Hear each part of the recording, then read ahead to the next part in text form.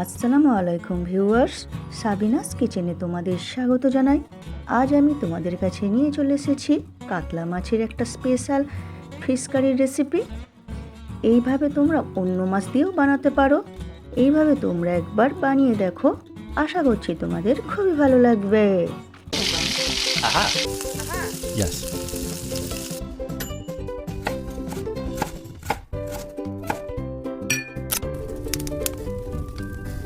Wow! আমি এখানে মাছ ভালো করে ধুয়ে নিয়েছি। ধুয়ে নিয়ে এর মধ্যে এবারে পরিমাণ মতো লবণ দিয়ে দিচ্ছি, হাফ চামচ হলুদ গুঁড়ো, 1 চামচ লঙ্কা গুঁড়ো দিয়ে ভালো করে আমি মাখিয়ে নেব। প্রত্যেকটা মাছের গায়ে ভালো করে মশলা লাগিয়ে নেব আমি। মাছ ভালো করে মাখানো হয়ে গেলে চুলাতে কড়াই বসিয়ে ধোঁয়া ওটা গরম করে নিয়েছি তেলটা, নিয়ে এবারে এক এক করে মাছগুলো দিয়ে দিচ্ছি। আমি অল্প অল্প করে মাছ দিয়ে ভেজে নিচ্ছি।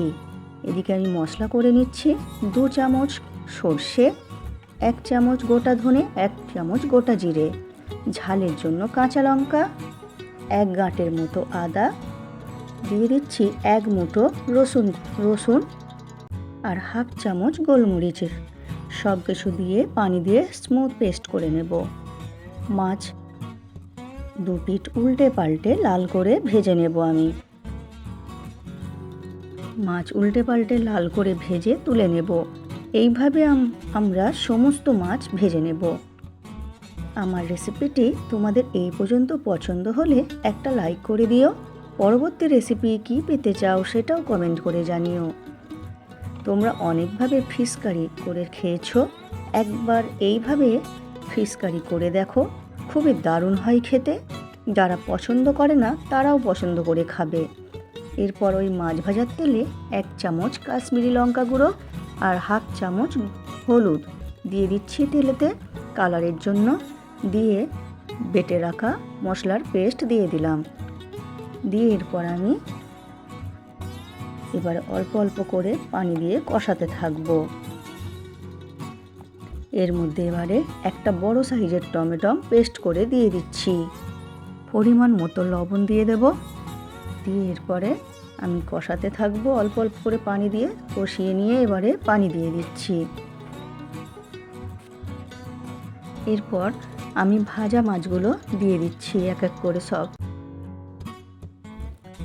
দিয়ে এবারে ঢেকে আমি হতে দেব।